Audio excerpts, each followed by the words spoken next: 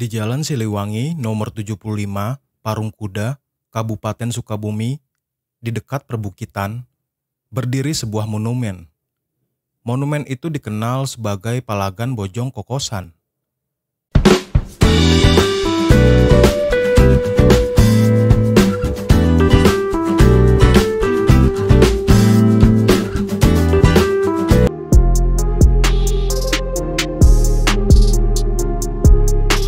Monumen Palagan Bojong Kokosan dibangun untuk memperingati pertempuran heroik para pejuang melawan tentara sekutu.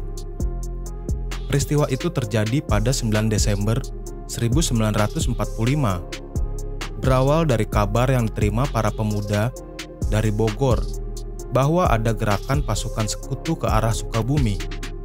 Informasinya, konvoi besar pasukan sekutu dari Bogor menuju Sukabumi bertujuan mengambil interniran Jepang di daerah Sukabumi dan sekitarnya, sekaligus ingin memberi bantuan ke Bandung yang saat itu sedang terjadi pergolakan antara pemuda dan tentara sekutu.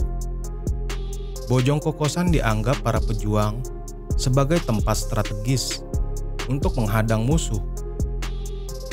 Letak daerah itu sekitar 2 km arah utara dari kota kecamatan Parungkuda, Kabupaten Sukabumi, Jawa Barat. Medan Bojong Kokosan berbukit di sebelah kiri dan kanan jalan yang panjangnya sekitar 300 meter dan tinggi tebing sekira 20 meter. Di bawah tebing terdapat jalan besar yang berkelok-kelok. Semua taktik militer dipimpin Resimen 3, Letnan Kolonel Edi Sukardi. Selain pasukan Tentara Keamanan Rakyat atau TKR, ikut pula barisan laskar, seperti Barisan Banteng dan Hizbullah. Setelah diterima berita dari pos Cigombong, kira-kira pukul 12 siang, pada 9 Desember 1945, Komando Kompi 3, Kapten Murad Idrus, menginstruksikan kepada Seksi 1 dan 2, bersama barisan laskar dan masyarakat, untuk menduduki posisi tempat pertahanan yang telah disiapkan. Mereka bersiap di antara pinggir utara dan selatan Jalan Bojong Kokosan bagian atas dan kedua belah bagian pinggir bawah yang ada lubang-lubang bekas tanaman jarak. Kekuatan pasukan TKR saat itu sebanyak 165 orang. Persenjataan para pejuang itu terdiri dari granat tangan, botol berisi bensin, dan senjata hasil rampasan dari Jepang. Sore pukul 15, konvoi sekutu tiba, didahului tank, diikuti beberapa panser wagon, disusul truk-truk pasukan Gurkha yang dilindungi 3 pesawat. Sekonyong-konyong, tank sekutu dan beberapa truk berhenti, menyadari mereka telah dikepung. Pertempuran hebat terjadi beberapa jam. Tank yang dikepung itu kemudian bergerak mundur, sehingga menyebabkan kira-kira ratusan truk terhalang perjalanannya di sekitar Bojong Kokosan.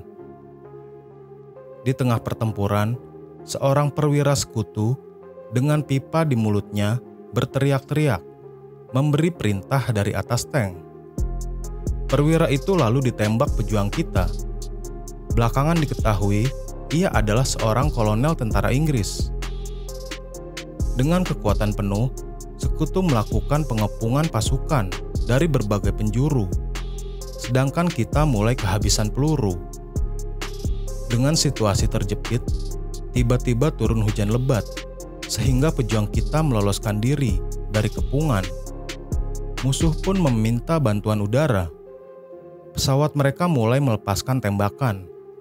Korban-korban jatuh, baik dari tentara sekutu dan pejuang. Menurut perkiraan, ada 18 buah tank musuh yang berhasil dihancurkan. Mundurnya pasukan kita menandakan daerah yang ditinggal sepenuhnya berada di tangan musuh. Setelah hujan reda, ada bunyi peluit dari pihak sekutu yang merupakan tanda dihentikannya pertempuran. Kemudian mereka melanjutkan perjalanan sambil terus menembaki sekeliling jalan menuju Sukabumi. Pertempuran di Bojong Kokosan itu menggemparkan Inggris. Parlemen Inggris pernah meminta pertanggungjawaban tentara sekutu yang tak mampu melawan Laskar Rakyat Indonesia, sehingga seorang kolonel sekutu tewas dalam pertempuran. Diperkirakan ada 50-an tentara Inggris yang tewas, 100-an lainnya luka, dan 30-an pasukan hilang. Selain monumen, di tempat ini pun ada museum.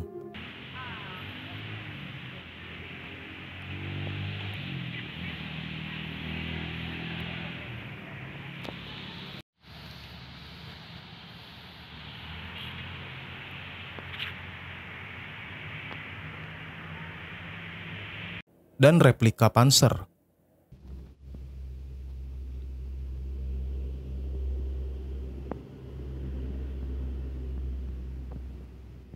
Nama-nama pejuang kita yang gugur diabadikan dalam sebuah plakat di pintu gerbang masuk monumen.